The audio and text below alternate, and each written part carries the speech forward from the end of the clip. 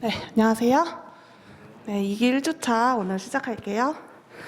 그 전에 들어가기 전에 지금 딱 이 시기가 기출 정리하시면서 빈 부분 채워 나가시는 시기거든요. 그래서 저도 기출을 정리를 해봤는데 이거 제가 드릴게요. 필요하시면은 보세요. 초록 색깔 보세요. 잘 안 보이는구나. 31회 3번 문제 보상평가예요. 사실상 사도랑 예전공도가 논점이었거든요. 근데 28회 1번에 나왔었어요. 똑같이요. 제가 말씀드릴게요. 똑같이 나왔었어요. 똑같이. 심지어 28회 그 과거의 기출에는 예전공도까지 그러니까 미지급용지까지 나와서 과거가 더 어려웠어요. 그리고 3년 뒤에 더 쉽게 3번 문제로 냈어요. 똑같이 냈어요. 똑같이. 그러니까 기억을 기억으로 냈다고 해서 똑같은 게 아니라 이거 공부했으면은 이거는 그냥 쉬어가는 타임으로 진짜 풀 수 있게 낸 거예요. 그리고 보세요. 28의 3번이에요. 임대료 적산법 기대 이율에 대해서 문제를 냈어요. 제가 합격할 때 32회 2번 28의 3번이랑 연결해놨죠? 적산법 기대이율 그냥 겉에 포장지만 소송평가라고 해가지고 똑같은 거 냈어요. 적산법 계산하는 거, 그 다음에 적산법 기대이율 선정할 때 논점 샬라샬라 논점 쓰는 거 똑같이 냈어요. 그리고 자 31회 4번에 영업손실보상 10점짜리로 나왔거든요. 똑같이 일부 편입으로 해가지고 27회 4년 전에 똑같이 나왔었어요. 계산 이거 밑에 24회, 3회, 22회, 21회 계산해보면 똑같은 거 또 나올 거예요.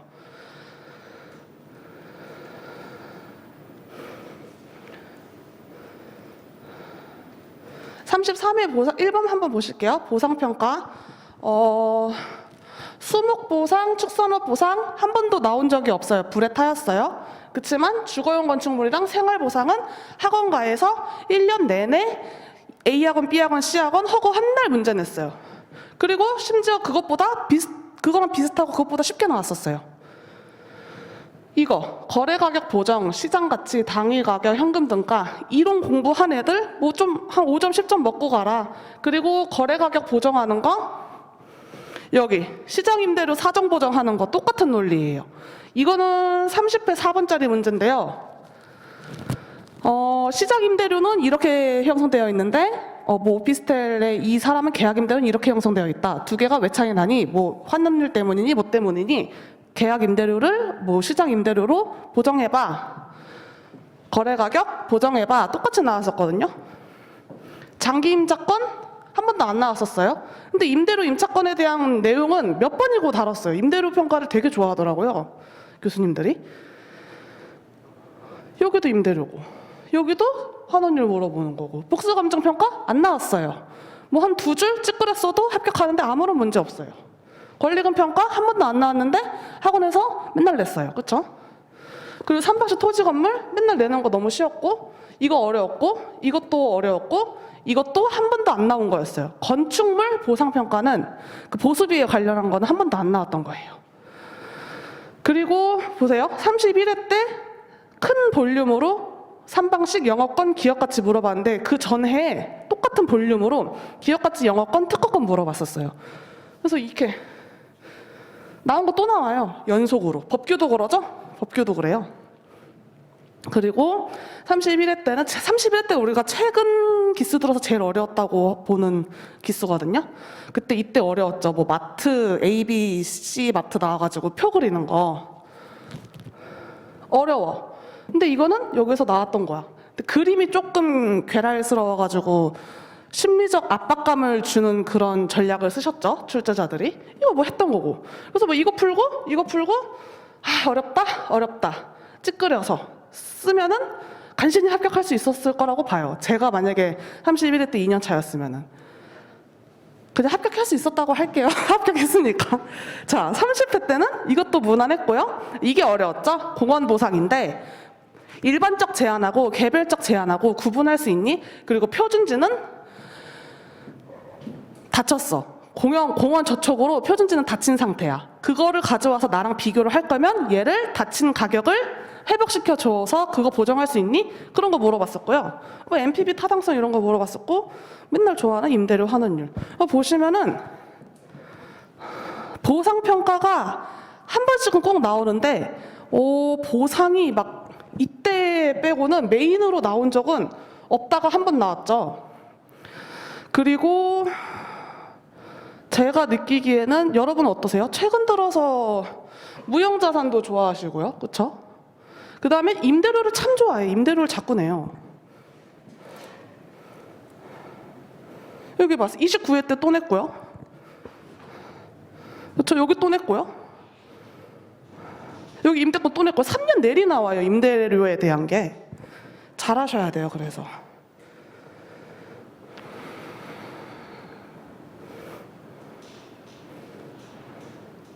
여기 또 나오잖아요. 임대권, 기초자료의 성격, 완전 소유권, 환원율. 임대료는 항상 꼭 잡고 가시고요. 어떻게 나와도 뭐 하나는 쓰겠다 이런 거는 꼭 있어야 돼요. 일단 환원율 개념이 이거이기 때문에 나는 이 문제를 이렇게 분석했어. 이런 거를 가지고 가야 돼요. 나의 전제를, 대전제를 가지고 가셔야 돼요. 환원율은 이거이기 때문에 나는 이렇게 파악했고 기초자료의 성격은 이거다. 뭐 여기서도 마찬가지예요. 조소득 승수랑 수익화 이건 아니고 완전 소유권의 개념은 이거다. 그거에 상응하는 환원율은 이렇게 구하는 거다. 그래서 나는 이 문제를 이렇게 풀겠다. 이제 어느 정도 공부하셨잖아요. 2기고 뭐 1차도 나는 이제 안 봐도 되고 뭐 나는 뭐 1년 차고 2년 차고 어느 정도 내가 실무를 한 바퀴 돌렸다. 그러면은 이제 또 실무를 또 밑바닥부터 공부하실 생각하지 말고요. 이제 나는 이렇게 배웠어. 그러면 이 문제는 나는 이렇게 드립다 파야지. 그거 연습하세요. 근데 강사 답안이랑 많이 다르네? 스터디원들이랑 답안이 많이 다르네? 그럼 내 논점이 어디서 삐꾸가 난 거겠죠? 그거를 오답노트나 서브노트에 적으시는 거예요. 그렇게 공부하시면은 공부할 게 그래도 좀 줄어들어서 공부할 거를 계속 줄여서 가시면 편하죠. 네, 그렇게 공부를 하시면 좋을 것 같고요.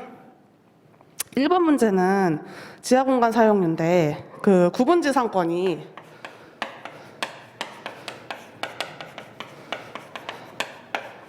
철도 사업, 철도 그리고 전기사업법 두 군데서 나와요. 얘는 공중, 그쵸? 얘는 지하, 그쵸? 그래서 얘는 건물 저해율이 없어요.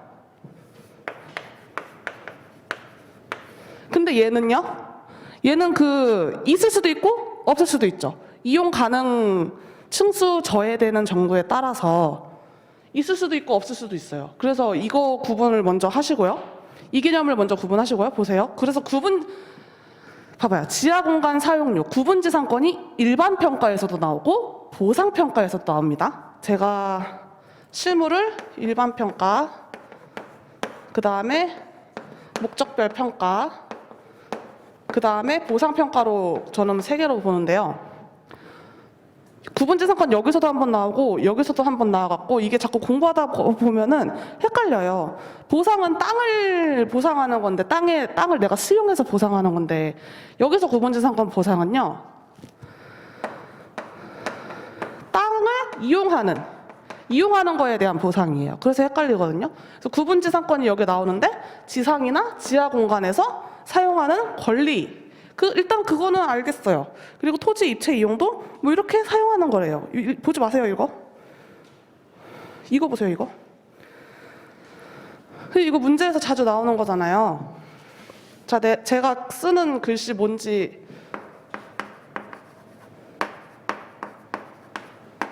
이게 뭐예요? 네, 짝지어서 외우시면 되죠? 자, 우리 뭐 건축기사인가요? 우리 뭐 전기기사인가요? 앞에 이런 내용 하등 볼 게 없어요. 그렇죠? 실무 풀 때 필요한 거는 이 표에서 한계심도 어디지? 그래서 내가 얼마나 다쳤지? 내가 얼마나 저촉됐지? 내가 얼마나 방해받고 있지? 그것만 그냥 찾아가시면 됩니다. 오늘 우리 문제도 똑같았어요. 우리 문제 주택지였고요. 건물저해 없었고요.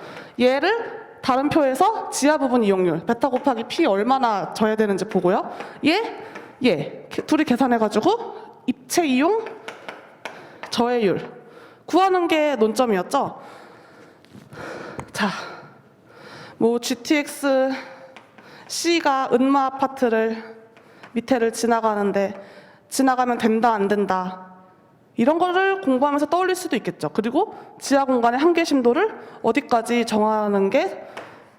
정해서 얼만큼의 보상을 하는 게 정당 보상인가, 이론에도 나올 수도 있고 법규에도 나올 수 있죠. 이런 생각 재밌게 할 수 있어요. 하지만 시험 문제 풀 때 중요한 건 뭐예요? 정말 초등학교까지는 아니고 중학교 약간 그냥 수학 공부하듯이 뭐는 뭐 이렇게 공부하세요. 자,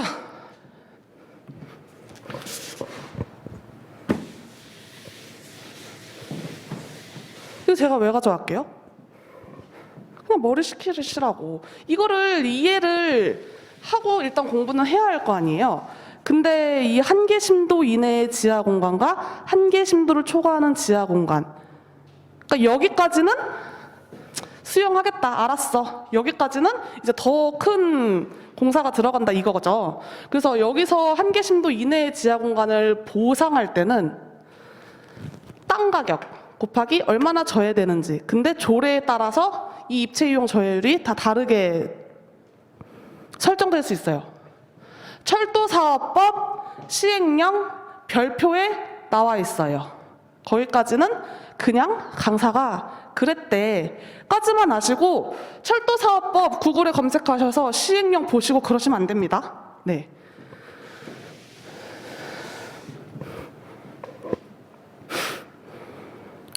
그리고 고층 시가지일 때는 한계 심도를 40까지 봐주고, 얘는 35, 30, 30 이렇게 20 이렇게 봐준다. 그거 정도만 이해를 하시고 문제를 푸실 때는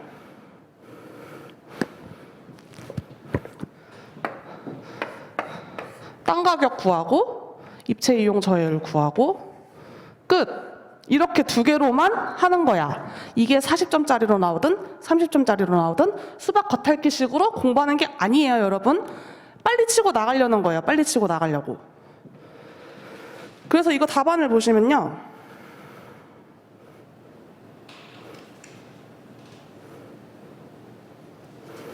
이게 1주차 답안. 목차를 보세요, 목차를. 1번 목차 토지 가격 쭉 해서 뒤에 2번 목차 입체 이용 저해율 이렇게 정하시고, 여기 1번 토지 가격 구하시는 거는 보상평가랑 똑같아요. 그쵸? 공시지가 2016년 거 최초 사업인정고시로 선정을 하시면 돼요. 왜냐하면 변경고시가 사업 시행 기간 이내에 이루어졌다고 나와 있고, 그쵸? 뭐 새로운 적용 공시지가를 적용할 만한 중대한 변경은 없었다. 그런 뉘앙스가 없었기 때문에 나는 최초의 사업인정고시로 한다라고 쓰고 하시면 됩니다. 비교표준지 제가 추가 자료로 드렸었죠? 죄송해요. 자연녹지, 상업용, 공법선 제한은 그렇게 보시면 되고, 이런 게 중요하죠? 해당 사업인 철도를 미고려하고 광장은 얼마나 감가하지? 하고 비준표를 봤더니 실질적 감가는 없는 거로 본다. 그런 식으로 치고 나가시는 거고, 그래서 물음 1번은 토지 지하 사용료에 대한 평가고요. 영구 사용에 따른. 문제 2번은 과거 1년 동안 일시 사용에 따른 사용료 감정평가죠. 그래서 가격 시점도 잘 보셔야 되고요. 1번은 보상평가 현재 가격 시점, 협의 예정일, 그리고 2번은 과거 일시 사용에 따른 사용료 감정평가니까 기산일부터 보시는 거죠.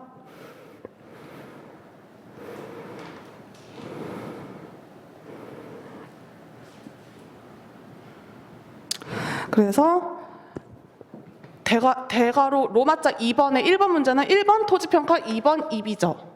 3번 평가일 끝. 그 다음에 물음 2번은 일시 사용료니까 기산일 기준 1일치도 시점 수정해 주시고요. 그 다음은 일반 평가 내용으로 가셔서 정리를 하시면 됩니다. 이거 표 보는 방법도 다 아시죠? 저희 아까 한계심도 얘기 말씀드렸죠? 주택지의 한계심도 여기서 찾고 여기서 찾아서 매기는 거예요.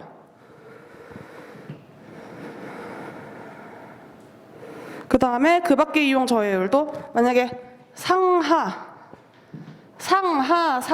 아시죠? 상하 한계 심도 걸리면은 최대치를 적용한다.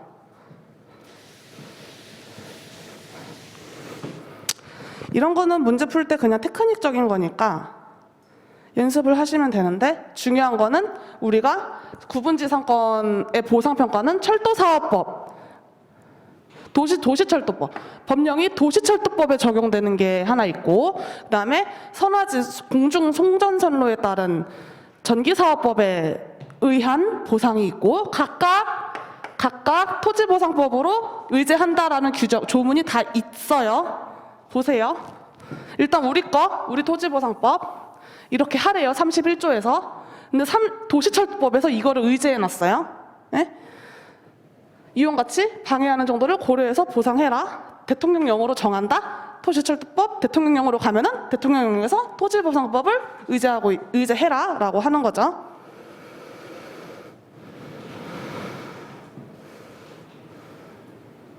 자, 여기서도 지하 부분 사용에 대한 보상 금액은 이비저를 곱해서 산정한 금액으로 한다.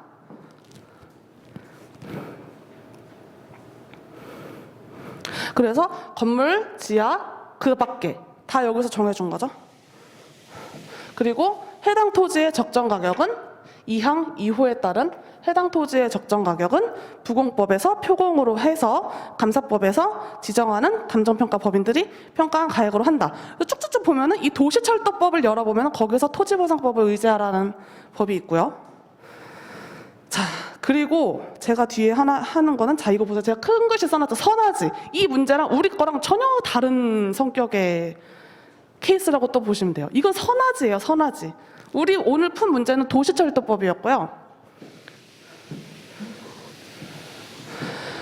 선화지 공중 부분을 이용을 하니까, 이거 우리 오늘 문제는 여기 땅 파고 들어가는 이 도시철도 얘기하는 거고, 전기사업법은 저기 논대기 밭대기에 있는 거 보면은 이렇게 전신조 이렇게 있는 거 있잖아요. 그거, 얘는 또 그거예요. 또 다른 거예요. 또 다르게 공부하셔야 돼요. 얘 왜요? 여기 추가 보정률 있잖아요. 추가 보정률. 선화지, 전기사업법에서 추가 보정률을 법에서 해놓고 있어요. 그래서 이 전기사업법에서 토지보상법을 의제를 해놨는데, 그때는 어떻게 알아? 입체이용 저해율과 추가 보정률로 감가율을 산정을 하시고요. 그 다음에 입체이용 저해율은 도시철도법에서 하시는 거랑 똑같아요. 이거 똑같죠? 익숙하죠? 그리고 추가 보정률의 산출. 이게 한번 개정이 됐죠, 여러분? 여기 이름이 이제 개정이 됐는데, 뭐 그게 중요한 게 아니라 실무를 공부할 때 보상편에서 사용의 토지의 지상과 지하를 사용하는 데에 따른 보상을 해주는데, 그게 철도 사업일 때, 도시철도법일 때에 적용되는 문제풀이가 하나 있고, 전기사업법일 때 적용되는 문제풀이가 하나 있다. 그렇게 일단 개념을 잡고 들어가세요. 그 다음에 송계그, 저는 저가 공부할 때 송계그였는데, 송계그로 추가 보정률 하는 거는 선화지, 송전선로에 따른 거, 그렇게 공부를 하시면 되고요. 입체 이용 저해율 정하는 건 똑같아요. 자, 그래서 토지 사용률 산출 공고 제가 일부러 안 보이게 해놨어요. 개인정보가 포함되어 있기 때문에. 그래서 보시면은 이제 구분 지상권을 보상을 하는 거예요. 그래서 사용료 산출 근거를 이렇게 나오고, 평가 조서는 그 땅에 포함된, 이게 지나가는 땅의 소유자들 각각 한 명씩 이렇게 해서 해주는 거고요. 그러니까 이 실제로 업무를 하시니까 이게 무슨 개념인지는 알고 문제풀이를 하시면 되겠습니다.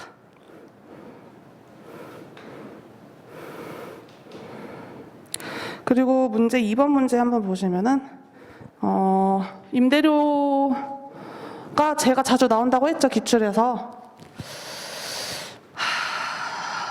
임대료가 제가 봤을 때 올해 또 나오지 않을까요? 왜냐면 그 전월세 깡통 전세 지금 되게 큰 이슈잖아요, 빌라왕. 그것도 그거고, 그리고 지금 전세가율이 매매가를 넘어서는 이런 비정상적인, 비자연적인 일이 발생을 했는데 그게 깡통전세로 발생하는 것도 있고 실제로 국제적인 시장 안에서도 발생하는 경우가 있죠. 그래서 지금 월세 비중이 점점 늘어나고 있대요. 그쵸? 근데 이게 뭐가 문제냐면은 월세 비중이 늘어나고 전세 비중이 줄어든다? 근데 일단은 전세보증보험 가입을 하려면은 이 매매가가 아니죠. 이 빌라, 이 아파트, 이 다세대의 시장 가치를 평가해줘. 평가해서 평가서 갖고 와. 라고 주택도시보증공사, 서울보증보험이라는 데서 이 요구를 해요. 그래서 이 시장 가치 적정 이 빌라, 여러분 빌라 감정평가하는 게 뭐가 어렵겠어요? 라고 하지만 실제로 뭐 경기도의 어느 동네에 전혀 뭐 5년 내내 거래가 없는데 거기다가 신축 빌라를 지어버려요. 여러 군데. 그럼 얘네 공급가액은 공급자들은 알 수 있지만 시장 가치는 잘 모르거든요. 그래서 이 감정평가사랑 공인중개사랑 이제 빌라왕이랑 짬짬이 하고 사고가 난 케이스도 있대요. 그래서 아무래도 이론에서도 한번 이 매매 가격 그리고 적정 시장 가치에 대한 얘기가 한번 나올 수도 있고, 임대료의 구성에 대해서 너는 잘 알고 있니? 임대료를 너가 구했어. 그러면은 임대료의 평가 원칙은 감칙 22조 임대사례 비교법인데 적산법으로도 검토를 할 수 있겠니? 야, 적산법은 우리가 맨날 공부할 때 토지만 적산법 했는데도 구분 건물, 통건물도 갖다가 적산법으로 검토할 수 있겠니?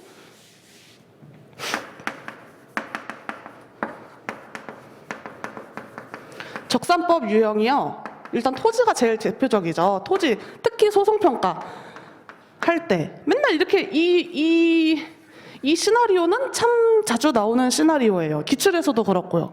그리고 구분 건물. 여러분, 구분 건물을 임대료를 적산법으로도 하실 줄 알아야 돼요.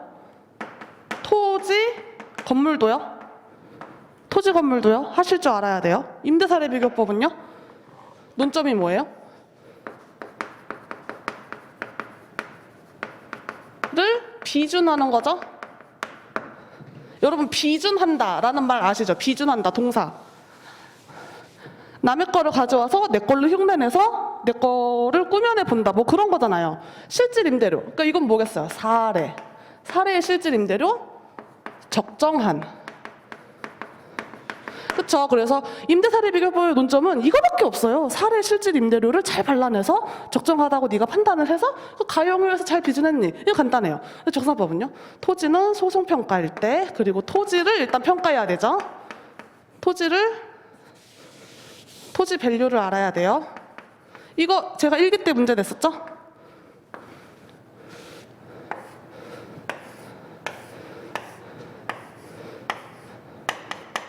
이거 내가 경매에서 낙찰 받았어요. 여기 주차장이에요.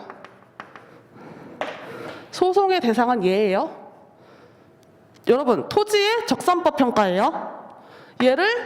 얘랑 용불관으로 봐서 1단지로 평가할 거니 각지로 평가할 거니, 아니 주차장으로 봐서 뭐라고 용어가 뭐죠? 구분 평가예요. 부분 평가예요. 가치를 달리하는 부분이니까 구분 평가죠. 구분 평가할 거니 한 면으로 할 거니. 자, 이런 논점이 나올 수가 있고요. 또 뭐가 나올 수가 있어요? 기대이율. 야, 1단지로 볼 거면은 거기 사용가치, 그러니까 기초가액을 시장가치로 볼 거니 용익가치로 볼 거니 용익가치로 볼 거니, 이렇게 나누어서 기대이율을 어떻게 뭘로 선정할지 나올 수 있죠. 임대사례 비교법은 문제도 아니에요. 그렇죠? 구분 건물은요. 감칙 16조. 거사비. 사례 잘 선정해야겠죠. 사정 보정은 거의 안 나오고 시점 수정하고, 그 다음에 뭐 해야 돼요? 구분 건물은 토지랑 건물이랑 가격 구성비. 토가구, 건가구를 알아야겠죠? 그리고 여기서 제일 중요한 건 뭐예요? 이거 두 개 거기 같다고 보면 되거든요. 효용적수를 잘 아셔야겠죠? 효용적수를. 이거 여기만의 임대료를 가지고 오는 거니까 이 쌓일 적자잖아요. 이 효용 비율에다가 면적을 곱해서 다 쌓은 거에 몇 퍼센트를 차지하니 그거예요. 그래서 그림을 구조화를 시켜보면은 결국 우리가 잘 공부해야 될 거는 뭐 요딴 거. 자, 요딴 거 여러분 또 어디 나왔었어요? 기출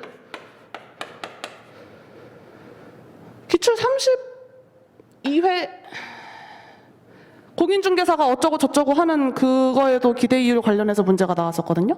그쵸? 그리고 제가 낸 문제도 있었고, 그 다음에 이것도 기출에서 나왔던 건데, 사실 그 기출은 중요한 게 효용적수를 갖다가 중요하게 보진 않고 무슨 뭐 건축물의 제조달 원가를 발라내는 방법 뭐 이런 거에 핀트가 약간 묘하게 어긋난 거였는데, 아무튼 임대료 평가할 때 임대료 구성은 실질 임대료와 지불 임대료, 그러니까 실질 임대료는 순임대료와 지불 임대료로 구성되어 있고, 순임대료가 뭐로 구성되어 있는지, 지불 임대료가 뭐로 구성되어 있는지 아셔야 되고요. 그리고 임대사례 비교법으로 할 때는 내가 비준을 하는 이거를 실질 임대료로 가져오셔야 되는 거고요. 그 다음에 기초가액은요? 기초가액은 순임대료 가져오시는 거예요.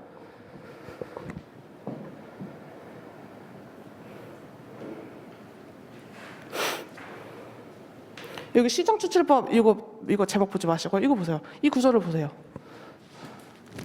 그러니까 적산 임대료, 적산법에서 구하는 적산 임대료는요, 실질 임대료고요. 걔는요, 기초가액에다가 기대이율 곱하고 필요적용비 더한 거예요.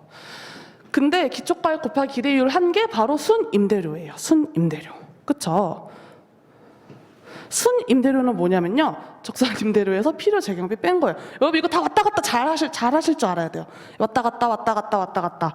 그래서 기대이율을 시장추출법으로 구하려면은 순임대료를 기초가액으로 나누시는 거예요. 제가 맨날 수험생 때 했던 뻘짓이 순임대료, 여기 분모 자리에다가 실질 임대료 갖다 놓고 기초가액에다가 매매금액 갖다 놓고, 제가 이런 뻘짓을 참 자주 했어요. 왜 그래요? 이거 구조가 머릿속에 없어서 그래요.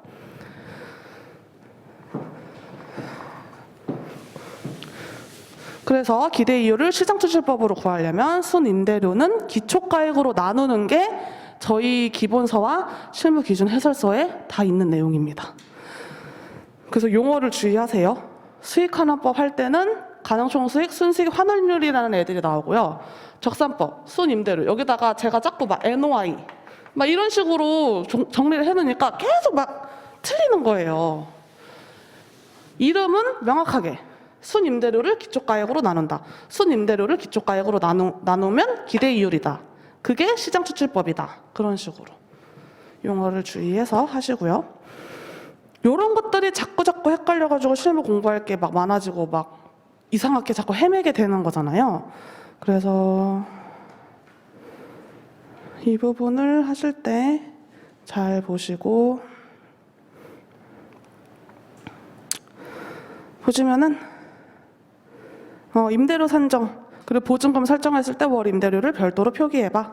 그래서 토지 건물 줬구나 하고 딱 보시고 대상 건물 층별 현황 보시면은 임대료 평가 부분 2층만의 임대료 평가를 하는 거구나.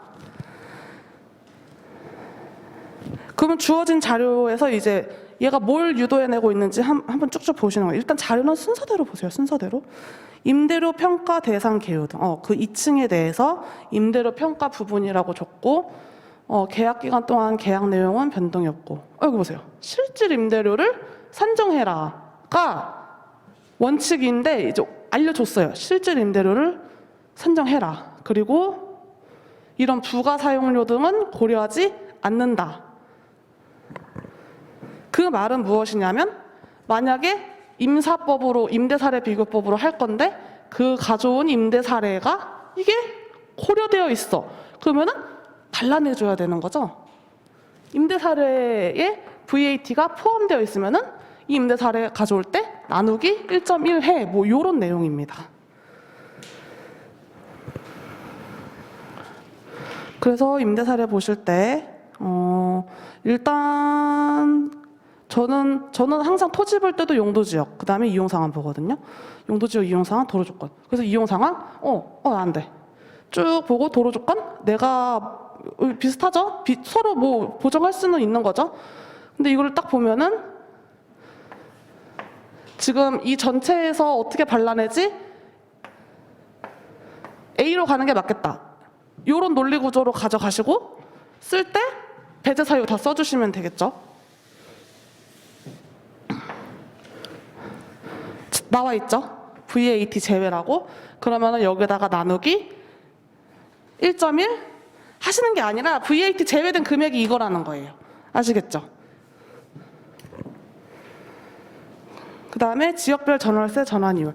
사실 그 보증금에다가 보증금 곱하기 보증금 운용이율 이거를 하냐 아니면 전월세 전환율을 하냐 곱해서 하냐 이거 그 두 가지 뭐 가능하다 뭐 이런 내용이 있거든요. 근데 그 여러분 경저 보시면요 그 보증금 전환율을 적용하는 거에 대해서 상당히 비판적이세요. 네. 왜냐하면 보증금은 그 예금적 성격의 돈이잖아요. 그래서 2.5%를 곱하는 게 맞고 거기다가 전월세 전환율이나 뭐 환원율 같은 걸로 갖다가 구해버리면 그 보증금에서 또 다른 큰 그 수익가액이 과대 계상된다. 뭐 이런 식으로 이런 뉘앙스로 적어놓은 부분이 있거든요. 그래서 그런 것도 그냥 뭐 알고 계시면 좋을 것 같고 일단 여기서 주어진 거는 이 문제에서는 전환이율이 주어졌으니까 실질 임대료 구할 때 전환이율을 적용하시면 되겠고요. 그 다음에 광역권 해당 권역 있으면은 저기 해당 권역 쓰시는 게 맞죠.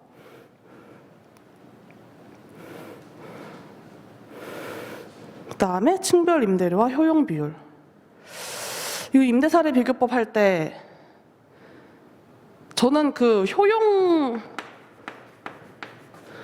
비율과 효용 적수가 참 헷갈리더라고요. 근데 여기서 준 효용 비율 이거는 다 그냥 점수라고 생각하시면 돼요. 이 5층은 몇 점, 뭐 4층은 몇 점, 3층은 몇 점. 그래서 그 점수와 면적을 곱하고 다 더해버린 거에다가 내 거만 갖다가 발라내면 되는 거죠. 그래서 얘는 그 옆에 뭐 처음 공부하실 때는 뭐 얘는 효용적수 뭐 가형유 비교 이런 식으로 하고 본권 토지 및 건물의 시장가치 얘는 왜 줬지? 기초가액 이렇게 적어주시는 거죠. 그렇죠? 본건이라고 줬잖아요. 본건 더 어려우면은 그 본건의 시장 가치를 안 주고 또 구하라고 하겠죠. 기대이율, 시장 임대 사례. 시장 임대 사례 보시면은 임대 사례 B의 가격 자료를 갖다가 줬는데 보증금, 월세 줬고 이거에 대한 밸류를 줬어요. 이거에 대한 가치를 줬고 이거에 얼마 났는지 주면은 여러분 딱 요게 나와야 돼요. 우리는 항상 요게 중요하죠. 가치분에 얼마 났는지 이게 중요해요. 그래서 요걸 딱 써놓고 26억 그 다음에 여기 계산 이렇게 해서 이게 뭐예요? 결국 시장추출법으로 기대이율을 구하는 거죠. 만약에 이게 3방식의 수익환원법 문제였다면요? 환원율 구하는 거죠? 네. 근데 그 두 개를 저 용어를 항상 똑바로 지정을 해서 공부를 하시는 게 더 편해요. 그 이론 공부하실 때도 이게 자꾸 헷갈리거든요. 그래서 제가 여기 표 보여드렸잖아요. 요거 뭐든지 다 표로 그냥 해버리세요. 다 표로. 이론도 표로 공부하세요. 좀 손 아프게 자꾸 많이 쓰지 마시고요. 많이 쓰는 거는 토요일 날 와서만 많이 쓰시고요. 이론도 다 표로 공부하시라고요. 그렇죠? 이론에서 야 환원율과 기대이율의 차이 설명해봐 이러면 여기 표 그려놨으니까 이거 갖다 목차 잡아서 쓰시면 되잖아요. 다 표로 공부하시고요.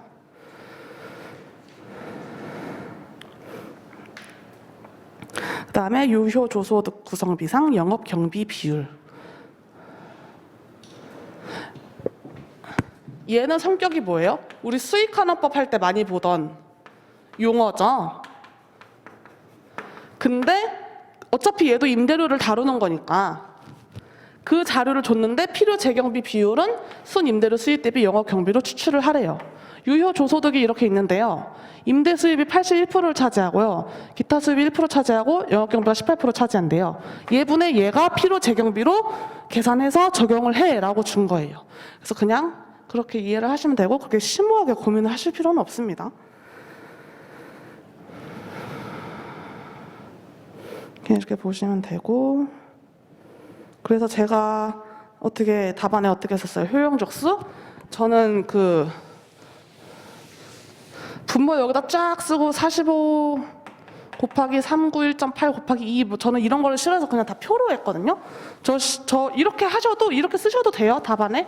저 31회 시험 볼 때는 얼마 30점 나왔거든요. 실무 30점. 그때는 이렇게 줄줄줄 적다가 끝났어요.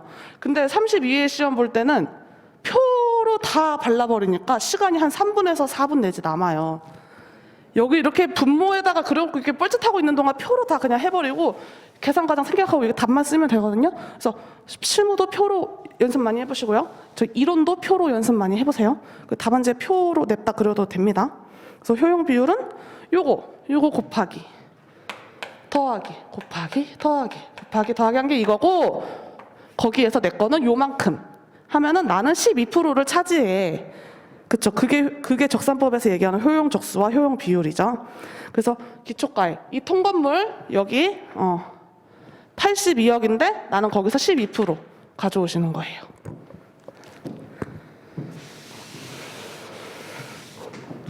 그래서 얘가 기초가액이 얼마인데, 그래서 얘가 얼마 돈 얼마죠? 임대료 얼마죠? 그게 기대이율을 곱하면 나오는 거죠.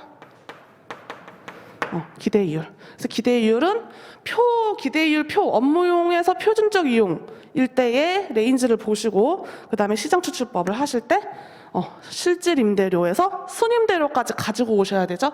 왜냐하면 기대이율은 공식이 기초가액분의 순임대료잖아요. 그렇죠? 그렇게 보시고, 자 3번 제끼고, 자 4번 보실게요. 왜 그러냐면 4번 문제가 그 얼마 났니? 얼마를 놓니? 그 부동산이 얼마를 낳길래 담보평가를 최대로 해달라는 거야. 그거랑 이어지거든요. 보세요. 현재 임대차 대역.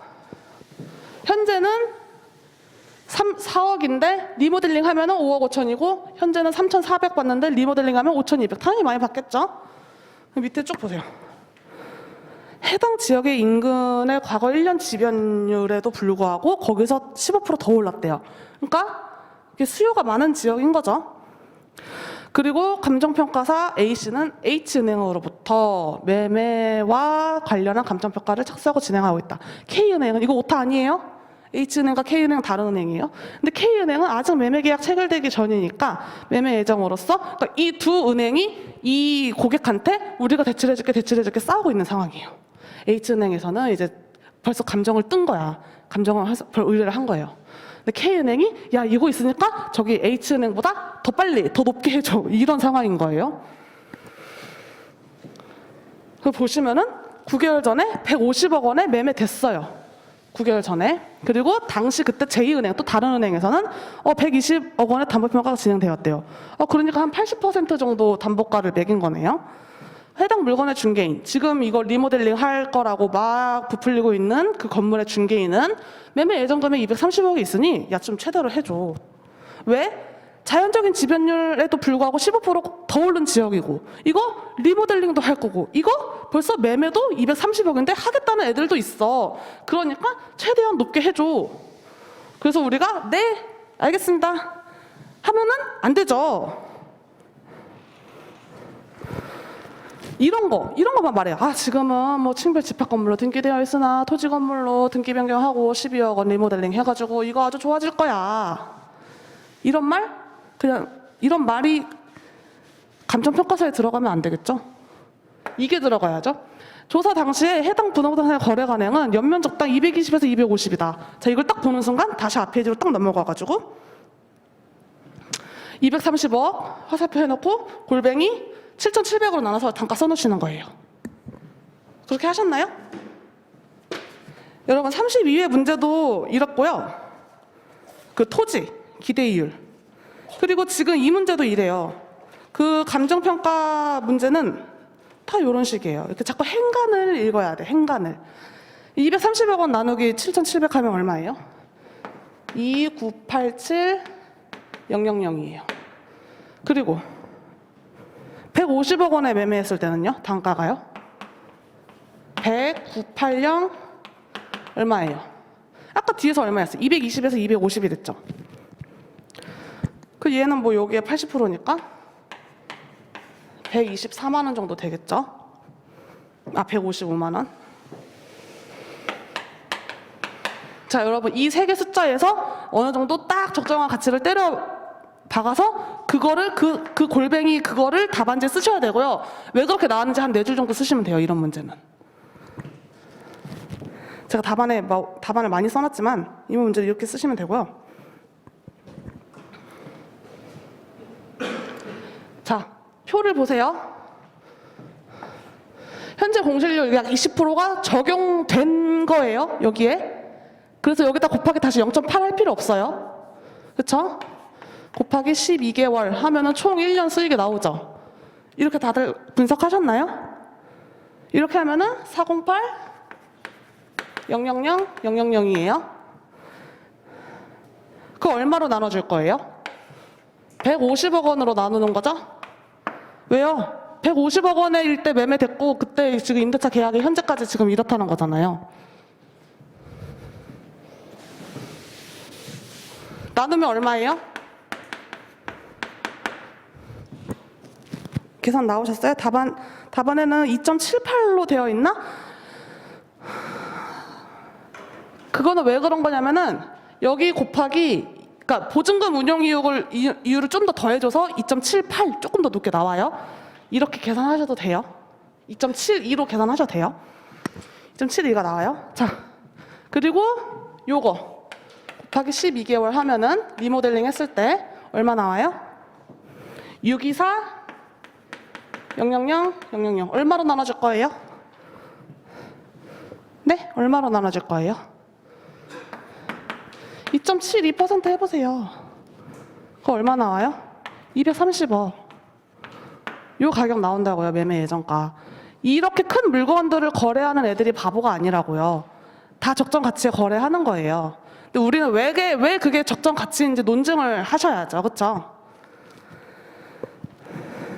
그래서 시장 수준. 자, 또 답안 또 표로 그리세요.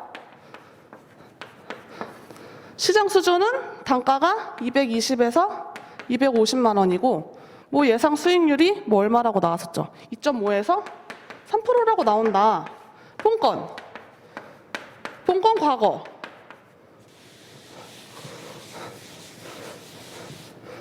본건 예정 얼마였어요? 198에 2.72%. 적정한 범위에 있다. 적정한 범위에 있다고 보시면 돼요. 그리고 이때 150억 원에 매매된 이 금액이 198만 원인데 이때에 비해서 생각보다 적게 거래가 되었네 라고 분석한 줄 써주시고요. 2.72에 대한 분석한 줄 써주시고요. 본건이 이제 리모델링 돼가지고 수익가가 이 정도가 기대가 된다면은 환원했을 때 230억 정도 나오는 게 적당하구나. 담보가치는 한 80% 때려서 180에서 200 사이에다가 적어주면 돼요. 그러니까 말은 그냥 약간 이제 시나리오를 쓰시는 건데 말이 되게 나는 이 숫자 이렇게 분석해서 이 숫자로 이렇게 썼어. 그렇게 분석 되게 써주시면 되는 거예요. 어렵죠?